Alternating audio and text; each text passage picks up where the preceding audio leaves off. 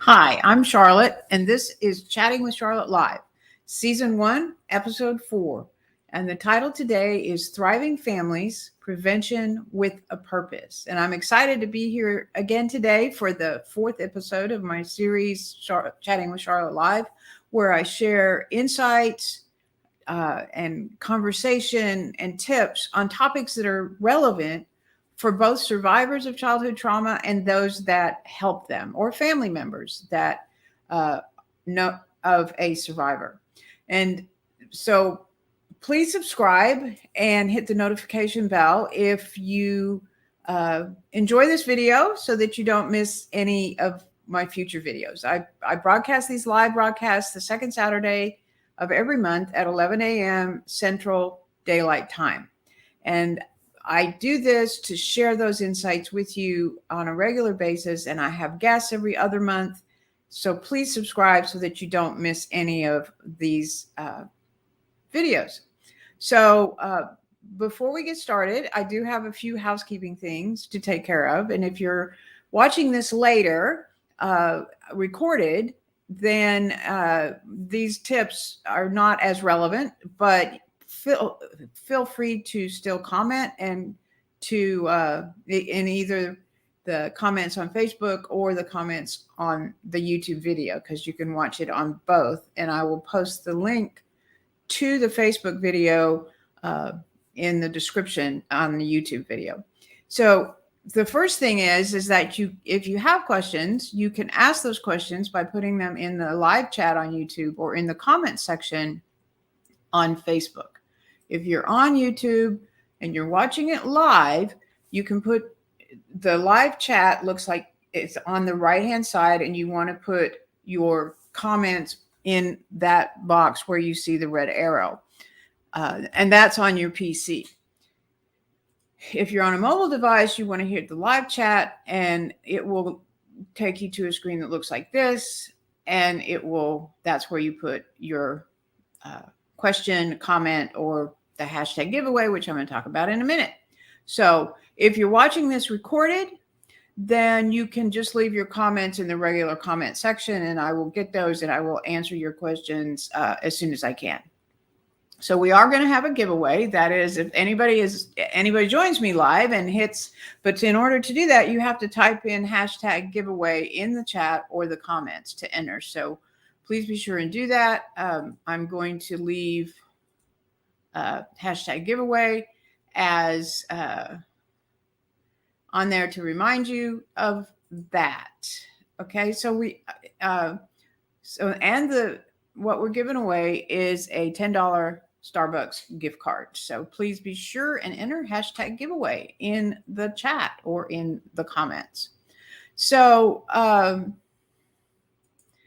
having those things out of the way, I want to today, April is Child Abuse Awareness Month. And the theme for this month, the national theme, is Thriving Families Prevention with a Purpose. And I really love that because so many times the focus when it comes to child abuse is how to report, what do you look for, and all those kinds of things, which are very important. But today I want to focus on a different aspect of child abuse and neglect, which is what can we do to prevent and protect our families and create thriving families. And I want to cover two aspects of that thought and that idea. Two things to consider, two factors to consider when looking at what it takes for a family to thrive. And one of those is understanding risk factors, and the second one is understanding protective factors. And so first, risk factors, the top three of those are poverty, parental stress, and substance use. Now, all of those are on a rise in our country and in the United States and actually worldwide. But parental stress, as anyone who is a parent knows, can lead to us doing things that we don't want to do. And then we feel guilty, and then we don't know what to do. about that. And what I want to tell you is that in my experience, most families who come in contact with Children's Protective Services are really very good people. They just are going through a time, or there's been a multitude of things happen in their life, and it's really difficult for them and they're just under a lot of stress. And so they react in ways that they would not normally react. And substance use is a common outcome of childhood trauma. And so individuals who were abused as children oftentimes look to various substances to relieve some of that stress. And then finally, poverty. It's important to understand that poverty is not neglect. Neglect is a deliberate act of withholding food, a deliberate act of not seeking medical care, and or just a horrendous environment for children where diapers are not changed, food is spoiled, that kind of thing is extreme. But poverty, where there is care and nurturing, is not neglect. And it's important to understand that. But that is a risk factor for abuse and neglect, because those circumstances, again, cause stress for the family.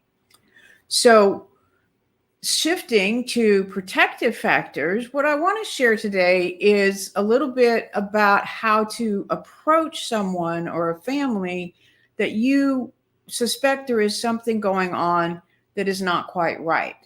You know, the tendency for some people is to just jump in and pick up the phone and call the abuse hotline when they see a parent yell at a child, or maybe even slap a child, or those kinds of things, which are not good. Those are not good things. And there is probably a very definite, I mean, obviously there is an issue going on in that family. But the first thing to do, especially if it's someone that you know, is to ask questions, to ask that individual, whether it's a single parent or a two-parent family, is there anything I can do to help you? What do you need right now? Do you need me to take your child for a few hours so that you can have some time to take care of the things you need to take care of, to clean the house, maybe just take a bath, maybe, have a date night with your spouse? Those kinds of things can be very helpful in relieving some of that parental stress that I talked about. If you see someone who seems to be having an issue with a substance, again, you can ask them, is there anything you can do to help? You can point them to resources, or you can sit and listen to them. You can do a lot of different things before it gets to the point of reporting it as abuse or neglect. Now, I'm not saying in any way don't report it, because that is very, very important to do if you suspect that abuse or neglect has occurred. But you can also support the family. You can, if you know someone is under a lot of stress, they've lost their job, or they've been ill, or family members have passed away due to COVID, anything that is out of the ordinary for that family that could be causing them stress, to step in before it gets to the point where there is an injury to a child, or that the child is being neglected in any way, and see if you can just be that person that's there for them. If you are that person who is overwhelmed with life, who is perhaps caught up in substance use, then it's really important that you recognize that it's okay to ask for help. It's okay to reach out. And that's very frightening, I know, to a survivor, because that was not okay when you were a child. That was not something that was acceptable, to reach outside the family for help. But what I want to tell you is that that is okay. And the other thing is that if you have done something to your child that you feel shame and you feel anger about and regret for, it's very important that you reach out to someone that you trust and let them know what happened, and to get the help that you need. And even if that's just taking a break for a while, so that you can get yourself together and you can get the help you need to be able to be the parent that you want to be, because it is hard. It's hard being a parent, especially if you're single. It's hard being a parent if you're a trauma survivor. And in this current world that we live in, there's so much going on that stress is just exponential right now. So I just wanted to do that to let you know that those couple of things, because I was gonna go through and list all these different things that you could do to protect your family. But I think before we get, I wanted to also focus on changing the way that we look at abuse and neglect. Now, I know, and I will be the first to admit, there are people out there that intentionally hurt their children, and that is not okay. But for the majority of the people who lash out at their children, there are underlying risk factors. There are underlying things that are happening in the family. And you can learn things about that from other people. You can reach out and just say, hey, how can I help? Now, they have to say, okay, well, let me tell you how you can help. And they may not be willing to do that. And sometimes all you can do is sit and listen to them talk and maybe refer them to someone else, because that is helping as well. You may not be able to do the things they need. And it's really important that you recognize that as well. But I just felt like today it was really important to share those things with you in order to help you make it through this month and maybe thrive more as a family, to spend time with your family, to recognize when you're under stress. If you have a substance use issue, to seek out some help from someone. And if you see someone who's experiencing poverty, then reach out to them and ask them how you can help. And there's all kinds of resources available, and probably more so now because of COVID than there has been in many, many years. And it is an issue. It's not something that can be solved overnight, but it's important to recognize and to look at families from a different way in terms of helping them thrive and what we can do to help to prevent and end child abuse and neglect by creating thriving families. So we're not going to do the giveaway because I don't have anybody watching live. But what I would like to do is that I'm going to still try to give away the gift card.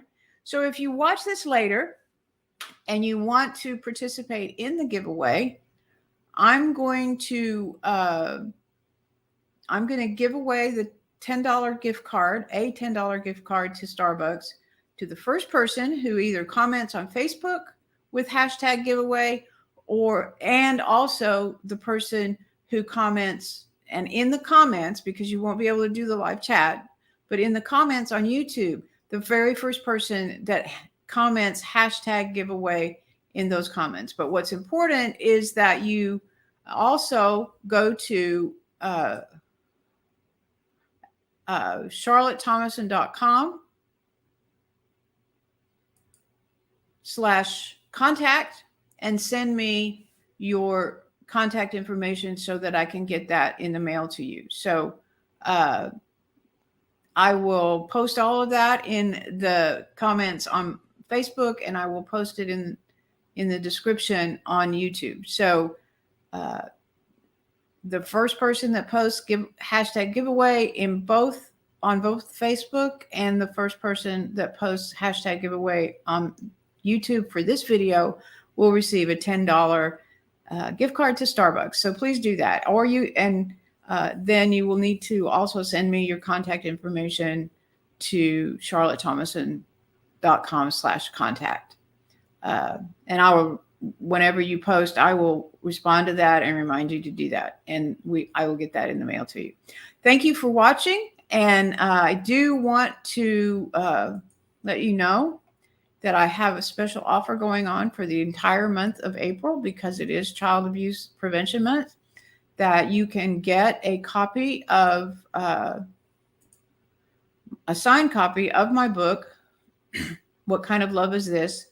Finding God in the Darkness, for $9.99. And I will also send you a free swag bag that's got all kinds of little goodies in it. So please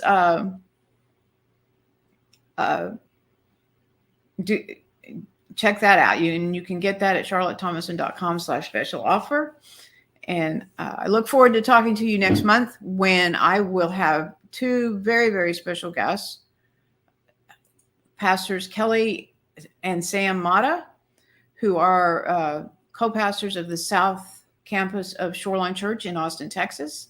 And they're going to be talking about parenting adult children, which is a really hard thing to do for anyone, and particularly difficult for those who have experienced any kind of trauma as children. As children grow and leave, that can create all kinds of stressors that we don't expect. And so Sam and Kelly are dear friends of mine, and they will be sharing their insights on that next month. So please join us on May 14th at 11 a.m. Central Daylight Time for that presentation. And until then, have a great rest of your weekend, and I will talk to you soon. Bye now.